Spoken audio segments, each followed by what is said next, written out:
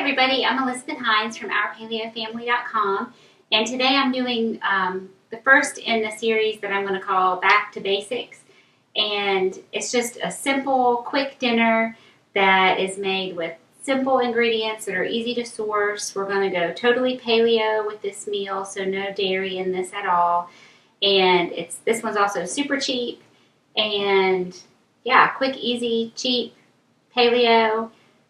You could make it autoimmune paleo. I'm going to use almond flour, and you could use some alternative flours, which I'll get to that as we get to that step in our recipe. So tonight we're making salmon patties, and previously, I don't know if this video is up on YouTube. We'll check on that, but I did a Facebook Live where I made fish sticks, and I used tuna, and it's very similar. If you Google paleo salmon patties or salmon cakes, you'll get tons of recipes, lots of different variations, and most of the variation comes in how you season them. And so you can just season as you like. And I'm going to give you some basics, and then you can make adjustments based on your taste and your family's taste. But the first thing we have to start with is our salmon. And so I have a can of salmon. This is wild Alaskan pink salmon. This came from Aldi. Actually, if you have an Aldi grocery store where you are and you haven't checked it out, I would recommend that you check it out because they have a lot of great finds that are so much cheaper than any place else. Certainly Whole Foods. If you're buying all of your healthy food at Whole Foods, you're spending an arm and a leg. And Aldi carries a lot of produce, a lot of organic produce. Whenever you're in a bind and you need a gluten-free brownie mix or something like that to send with your kids to school, they have tons of gluten-free products. I don't personally recommend that you eat them all the time, but occasionally you need something like that, and they have lots of options. So this canned salmon is one that I got at Aldi. It's a couple dollars. This is 14.5 ounces. For my family of 4, this is going to be enough. If you have a larger family or some really big eaters, you might need 2 cans. Not the bird. We just went to a bird park last week, so 2 cans are on my brain. Not a 2-can bird, but 2 cans of salmon. So I can see there's a lot of liquid in here, so I'm going to drain this out, and I'll be right back. Okay, so I've drained my salmon, and you can certainly do this with tuna. Salmon is a little more moist, and I think the flavor is a little bit nicer in this kind of application, but you can do what you like. The one thing about salmon that isn't so nice is that most of the time, it's going to come with the skin and the bones in. So it comes out of the can just like this, and you can sort of pull it apart. You can see it's actually whole fillets in there, and you can eat the skin, and you can eat the bones. A lot of people actually say to eat the bones because of the calcium. They'll just smash up and sort of dissolve. You may have an itch. Into your recipe. And that's true, you can just mash them with a fork. They're very tender, so I'm not going to worry about getting every last one, but I am going to pull the big ones out of there, and I am going to pull the skin out because I personally think that's gross to have the skin in there. But I think it's just because that's what we're used to. If you lived in a part of the world where you ate the skin, probably not gross to you. You think it would be ridiculous to be taking the skin off. So to sort of break it apart, they really make it easy for you. Like I said, these are whole fillets in here.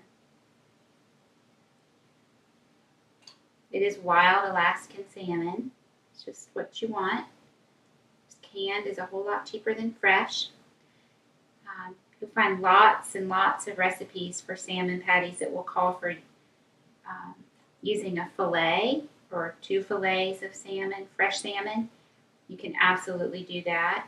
Salmon is pretty popular. It's on the health radar these days, so it's getting easier to find it on sale. Grocery stores will carry it pretty regularly. However, it's not going to beat this price. 14 ounces, 14.5 ounces is almost a pound. And about the cheapest I've ever seen, and I live in North Carolina, about the cheapest we see wild caught salmon on sale is $9 a pound. So to get almost a pound for just a couple dollars, it's like $2.50, maybe $3. that's a really good deal. Okay, so I'm really focusing on getting the skin out and not worrying so much about the bones. Okay, I think I got all the skin. I'm going to wash. So I'm going to just mash this up, and it will mash up the salmon. We'll kind of break up those fillets, but it will also serve to mash up the bones. So if you have been reading, if you follow my blog and have been reading, you hopefully have read some of my articles on insulin resistance. I found out back at the beginning of the year that they do a variety of blood tests, fasting insulin, fasting glucose. There's a lipoprotein panel. Put all of these tests together and come up with a score for insulin resistance. And my score was 1 point away from what they say is insulin resistant. And I was shocked. And of course, this was right after the holidays. I love to bake. We make lots of cookies in my house at Christmas. And of course, I ate the cookies. They're all paleo, but I ate them. They still have sugar in them. Honey and maple syrup is still sugar. And so anyway, I was dealing with this almost insulin resistance diagnosis. And so carbohydrates are pretty much off my radar these days. So for this meal, I'm going to have the salmon patties, and I'm cooking up some broccoli and mushrooms that were very close to going bad in my fridge. And I'll be making some rice for my family because they love it. And I'm also going to make a yummy sauce to go with my salmon patties. So we've mashed up our salmon, 1 can of salmon, and I'm going to start adding in some flavors now. So I had about 5 really big baby carrots. I'm going to grind these up.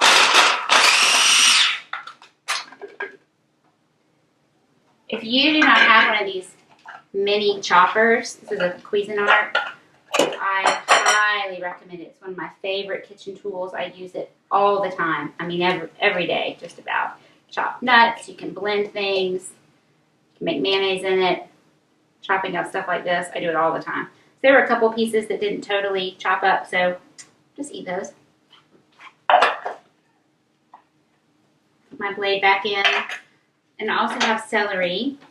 Now, sometimes I'll use squash, sometimes mushrooms. I put different things in my salmon or tuna patties. I'm really in the mood for the flavor of celery and carrots and onions. It's real basic. A lot of people have those ingredients lying around.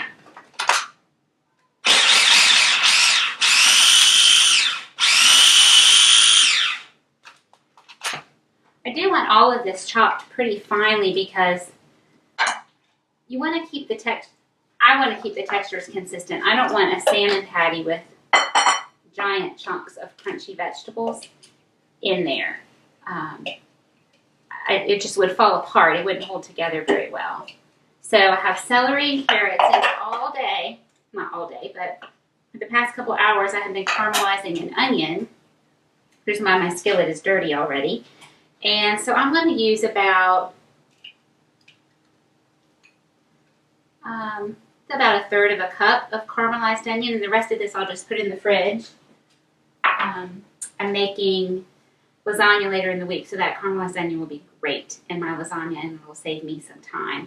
So I'm also going to chop that up so that it's really fine. My daughter, as soon as I started cooking it, oh, Mom, what are you cooking? That smells so good. Can I please come have some? I said, sure, you can come have some. She came out and saw this big skillet full of onions. And she sniffed it and was like, oh, that smells delicious. I can't wait to eat that. So that was really exciting because usually my kids pick the onions out of everything. So I'm going to eat these carrots. I'm going to wash my hands and chop my onions.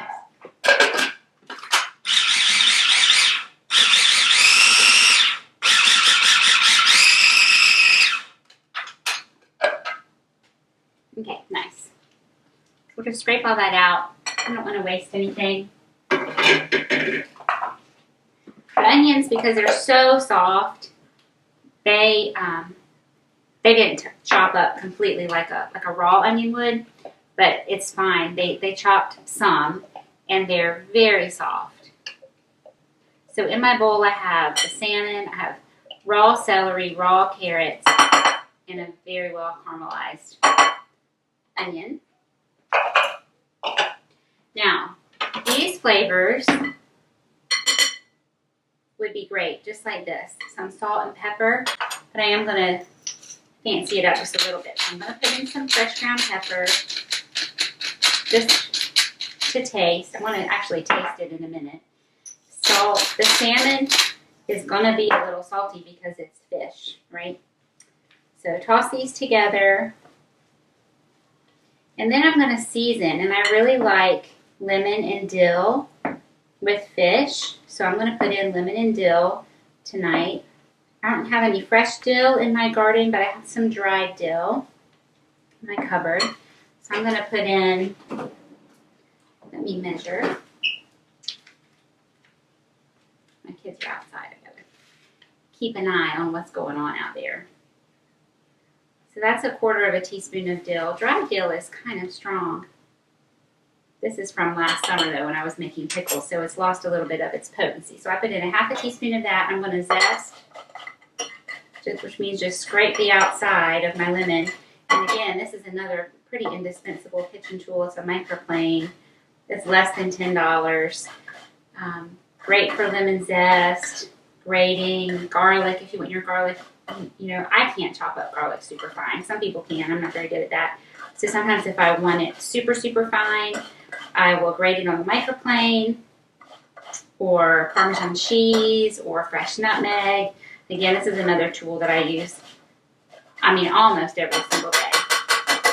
Okay, so I just did the very outside of that.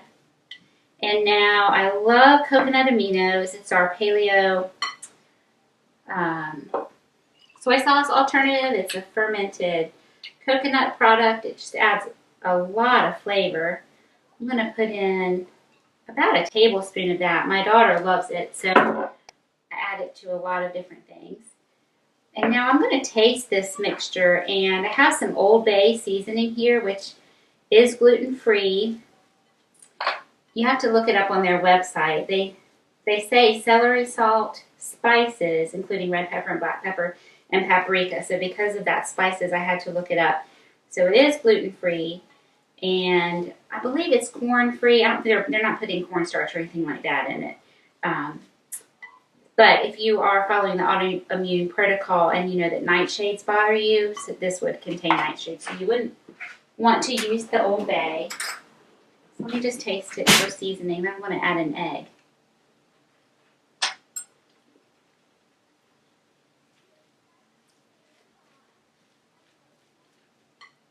The lemon is really good. I can taste that. I'm going to put in a little Old Bay because I like that.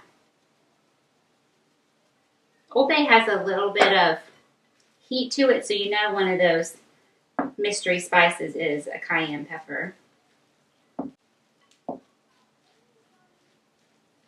me give this a taste again.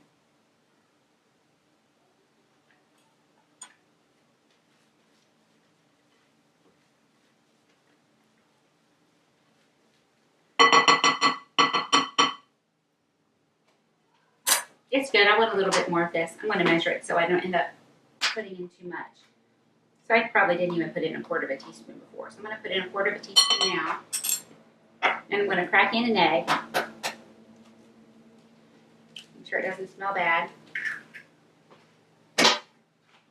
And stir this around. I saw, I was looking at recipes for salmon patties to see if I could get some inspiration from some other good cooks and see just what people were putting in. They're pretty basic ingredients, but the one thing I was surprised by was the variation in the number of eggs. A lot of people just used 1 egg, but there were quite a few that had up to 3 or even 4 eggs for 1 can of salmon, which seemed like a lot to me. I'm using 1. That's pretty moist. And I'm going to put a little bit of almond flour in my mix. Now you have a couple of choices. I think this will stay together pretty well, just like it is. I'm going to add a little bit of almond flour into my mix instead of dredging it in, sort of battering it. You could do that too if you want more of a real crispy, almost breaded feel to the outside of your salmon patty. I'm going to use my spatula at this point And just fold this in. Notice I tasted for my seasoning before I added my egg. I will taste something with raw egg in it as long as I know I have good fresh eggs and they're not bad. But I just would, I don't know, I'm kind of in the habit of tasting before I put the egg in. So you want it to hold together. I think that holds together really well. In my opinion, adding, dredging maybe in a beaten egg and then some almond flour doesn't really add anything to the salmon patty. So that's not something that I'm going to do, but if that's something you would like to do, it is good. I mean, it makes a nice crunchy outside. But this will also get browned and crispy and delicious because we're going to pan saute them. So what I'm going to do tonight is make smaller ones, almost like nugget size. So that's probably 1/8 of a cup. And I'm going to use a little scoop to make it easy on myself. And I'm just going to go ahead and make up all of my patties. And then when my husband calls and says he's on his way home, I will start cooking them. Now, if you're in a hurry, I would make bigger ones. If you have time, I make smaller ones. This would be a great thing to make ahead of time. You could go ahead and cook them entirely ahead of time, or you could do all this prep work the night before or in the morning before you go to work, or, if you're a stay-at-home mom or dad, just do it at lunchtime, whenever. A lot of times if I do prep for dinner, I do it at lunchtime. That's just what works for me. So do what works for you so that you can feed yourself and your family a nutritious meal at dinner time, whether that means you cook over the weekend or in the morning, whatever. Just think about it and plan so that you can feed your family well. So even though I use my scoop to scoop them out, I'm going to just compress them a little bit in my hands. See, this one has this piece of caramelized onion kind of sticking out. So I'm just going to stuff it down in the middle. There's moisture in there. I can feel it as I'm squeezing them. And that's good. That means that they won't be dry when they're cooked. That's all the raw celery and carrots. 4 or 5 for my husband and I. 2 or 3 for my kids, depending on how hungry they are. They're outside playing, which means they're not inside saying they want a snack. As soon as they smell food cooking, they're all of a sudden hungry and they want a snack. And it's almost dinner time. I'm going to store my caramelized onions in this little bowl in the fridge. As I've just gotten out my ingredients to make my sauce, I realized that I wanted to put some Dijon mustard in my salmon patties, and I didn't, so that's okay. We'll put it in there next time. We'll just add a little zip. So we'll make sure to put it in our sauce. So here's some homemade mayonnaise, and the sauce is really yummy, so I've got probably about 1/2 cup of that. And if you don't make your own mayonnaise, you should. It is super easy. I have a video for it just to show you how easy it is. I make it all the time because the only mayonnaise on the market that I'm aware of that uses what we would consider a safe oil is one called Primal Kitchen. They use avocado oil, and it's very good, but a little jar of it, I think smaller than this quart jar, is $10. So that's really expensive. Mayonnaise is a great base for all kinds of sauces, salad dressings, egg salad, chicken salad. We use it all the time, and I want to control the oil that I'm eating. One of the worst things for us that I think people don't realize and actually eat a lot of are these super highly refined vegetable oils like canola oil, safflower oil, sunflower oil, corn oil, vegetable oil. All of those are super inflammatory. And the mainstream diet media has told us that that's what we should be eating, and that is not right. So I make my mayonnaise typically with a really light olive oil that's very light in flavor. This particular one has a little more of a yellow color to it because I had a deeper colored olive oil. This is avocado oil that I'm going to fry in.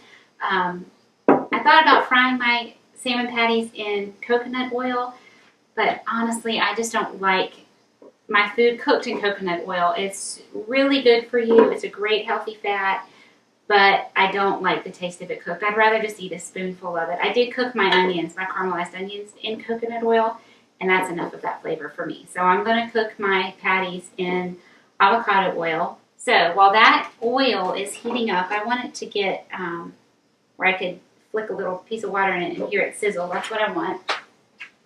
I'm also going to turn the stove on because I'm cooking some rice for my family. So back to my sauce, I have my mayonnaise. I'm going to put a good dollop of Dijon mustard in there, a good teaspoon, and I'm going to taste it and see how it is. I might need to add more. Ooh, I forgot. I want to put Old Bay in this instead of pepper. Old Bay, it has celery salt, so I may or may not need to add any more salt. I'm going to put a little bit of my coconut aminos, some of the same flavors that are in my salmon patties themselves. And then this is a zucchini relish that I made with zucchini out of my garden last summer. It's zucchini and onions and bell peppers, and it has sort of a yellowish, orangish tint to it because it's seasoned with turmeric. It's really yummy. So instead of pickle relish, I'll use my zucchini relish.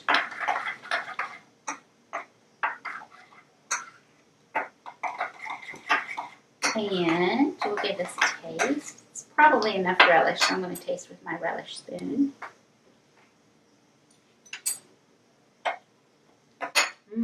So good.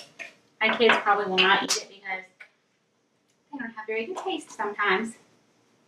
They don't like my sauces. Excuse me, got a little pepper on the back end there. So I'm going to put a little extra Old Bay in it. It'll give it a little bit of a kick, and my husband will like that. All right, so I'm going to set this in the fridge since it's made with mayonnaise while we cook our salmon. I'm cooking my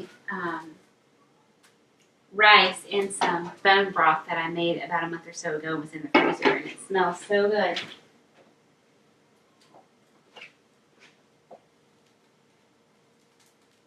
Okay, that's sizzling a little bit. So let me put one in and see what happens. So as I put them in, I'm going to flatten them down. No, it's not sizzling. I need that to get hotter. Let me turn this up. And we'll just wait. I'm going to start my veggies on this one. So we'll turn that up to about medium. I'm going to cook my veggies in my avocado oil, and I'm going to put a little bit of some really good quality grass-fed butter in at the end. So let that get hot.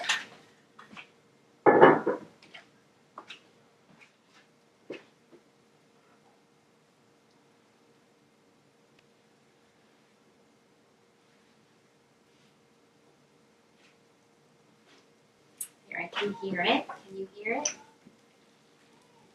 There's my veggies and my salmon are starting to go.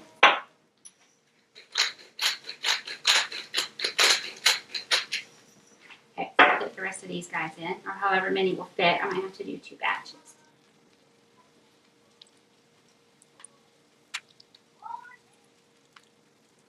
So they're about the size of, bigger than $50. Nice appetizer size. If you were having a party.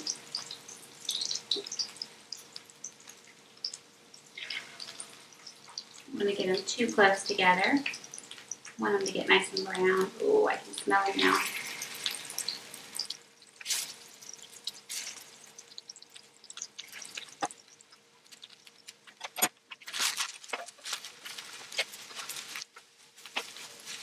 Okay, so I'm going to get my veggies going. Stir them around, get everybody coated with the oil and the salt and pepper. And then I'm going to put a lid on and let them steam for just a minute. Here we go. And I'm going to get a smaller spatula because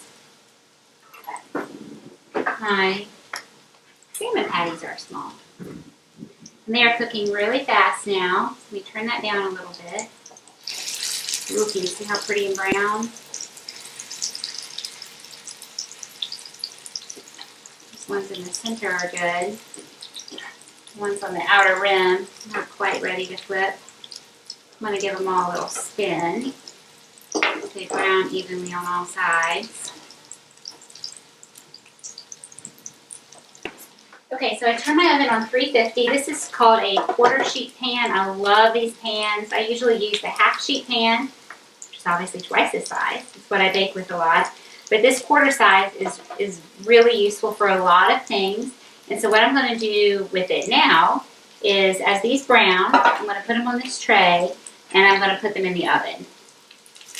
And that way they will cook all the way through. I'm browning them nicely here on top of the stove, or my little sort of stove here. They'll cook all the rest of the way through in the oven. And be hot and crispy when we're ready to eat dinner. You see how nice and brown those are? There's a little onion that popped out, so I'm going to save him.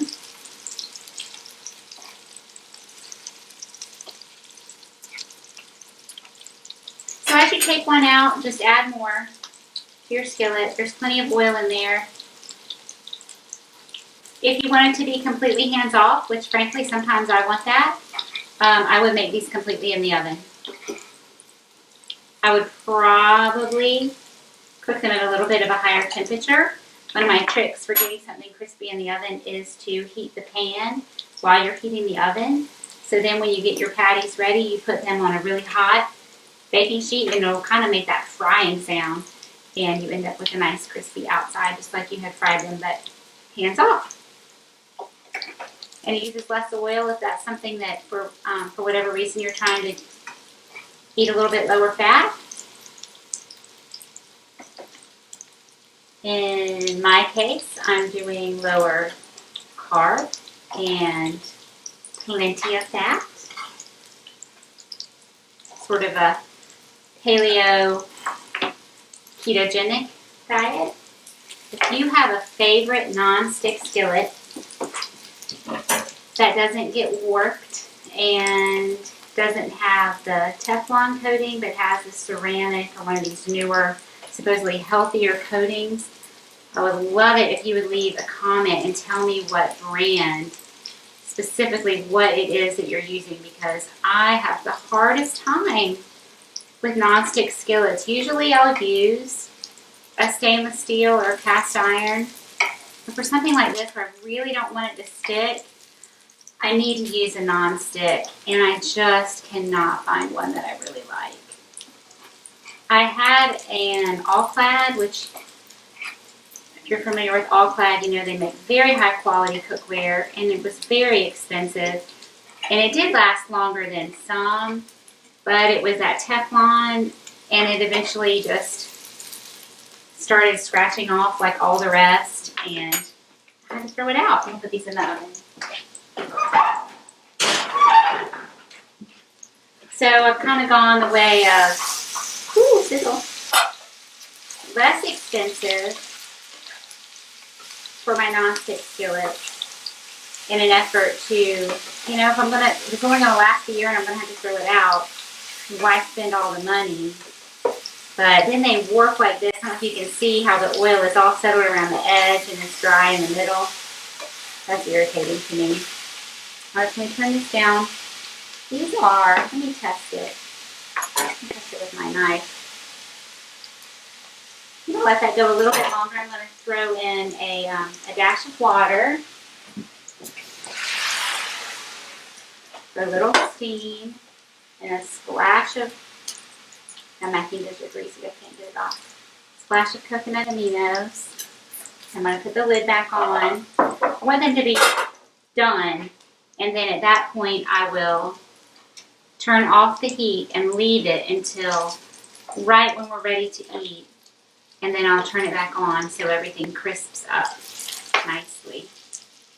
Because I'm on this little stovetop burner, I'm having to move these around a little bit more, but maybe you cook with a stovetop burner or a countertop burner like this at home too.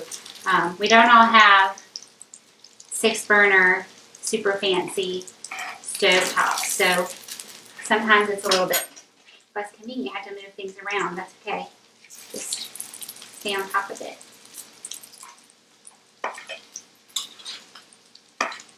The first one I put in here, I'm going to take a bite of.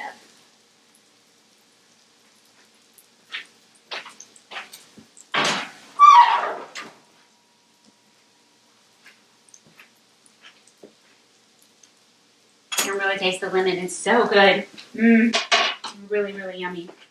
Probably the best ones I've made. It's one of the problems with being an experimental cook who does not like to follow instructions, is that I tend to just kind of make things up as I go along and don't often make things the exact same way twice. And if it's really good, then I want to make it again exactly that way. And if I haven't written it down, I'm kind of out of luck. Nothing is going to be hurt if I have to flip them over a couple times, spin them around. It's fine. The only thing in there that wasn't cooked was the egg. And between this little frying and being in the oven for a few minutes, they'll be totally cooked. So that's not a problem. We just want them nice and brown on the outside. Let me stir my veggies again. Look how nice and pretty and green. Oops, mushroom overboard. I will taste him for seasoning since he jumped out of the pan. Good, good, good. Actually, I should taste the broccoli, because that's the one that I don't want it to get too soft. I'm going to taste my broccoli.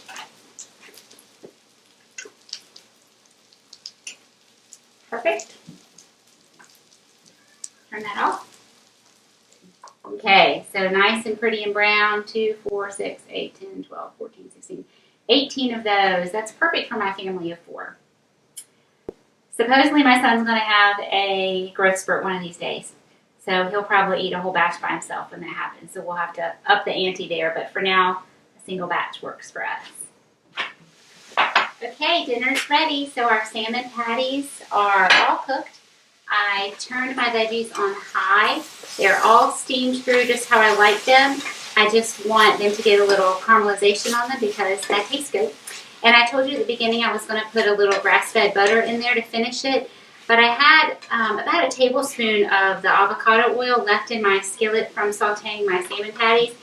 And I didn't want to waste it, so I just threw it in there. It'll taste a little bit like salmon, but that's okay because we're eating salmon with it. So those are sizzling, and I'm just going to plate these up so that they look nice. Go ahead and show you a dinner as well. So let's see. I am hungry because I did all that cooking, so I'll probably eat 5.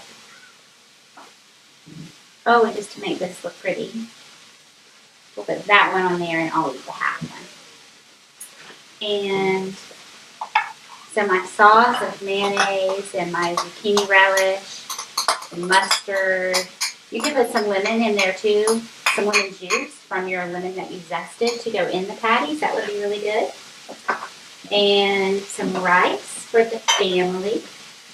So I said this one was mine. It won't be mine because I won't eat rice. We'll give it to the dad.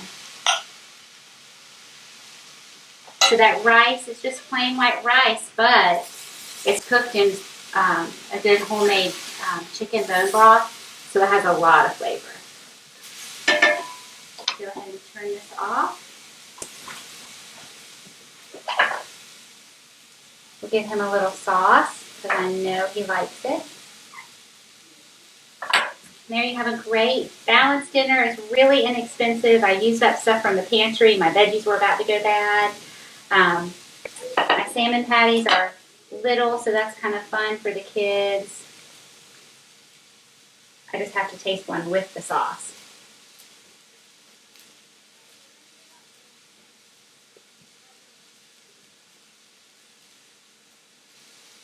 They're so good. I hope the kids don't like them because then that will mean more for me. That's it. Thank you, everybody. You can find the recipe on my website, ourpaleofamily.com.